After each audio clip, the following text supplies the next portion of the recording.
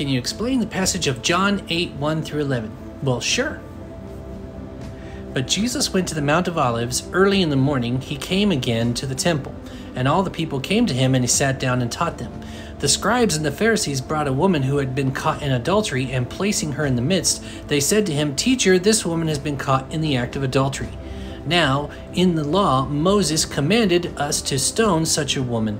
What do you say?" They said this to test him, that they might have some charge to bring against him. Jesus bent down and wrote with his finger on the ground. And they continued to ask him. He stood up and said to them, "Let him who is without sin among you be the first to throw a stone at her." And once more he bent down and wrote on the ground. But when they heard it, they went away one by one, beginning with the older ones. And Jesus was left alone with the woman standing before him. Jesus stood up and said to her, "Woman, where are they? Has no one condemned you?" She said, "No one, Lord." And Jesus said, "Neither do I condemn you. Go, and from now on sin no more." Okay, so this passage is very, very popular. A lot of people like it. But one thing you're going to notice if you're reading it is there's going to be these two brackets within the text form. And that's telling us, very importantly, that this passage is not in the oldest manuscripts that we found. So when we found older manuscripts, example like the Dead Sea Scrolls, when we looked at those copies, we found that this passage at some point had been added after. It doesn't mean it didn't happen, but what it does possibly mean is that someone who was carrying this oral tradition wanted to make sure it wasn't forgotten and added it in there for John.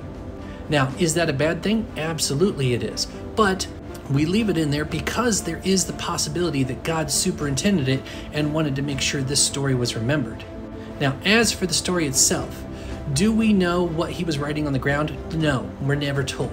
There's a lot of guesses, especially since it says the older ones left first.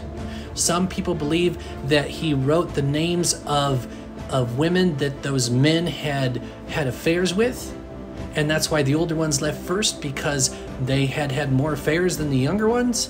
But I don't think that's necessarily true, because that's assuming that all of those men had affairs, and no, not all men have affairs, despite what some creators on here might tell you.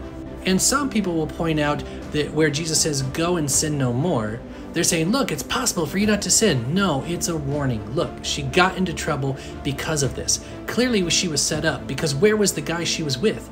Why wasn't he being stoned? According to Moses' law, both of them should have been stoned. Clearly, the Pharisees set her up, and Jesus knew it. So when he says, "Go and sin no more," it's for her benefit. Stop getting yourself into trouble. See where this got you?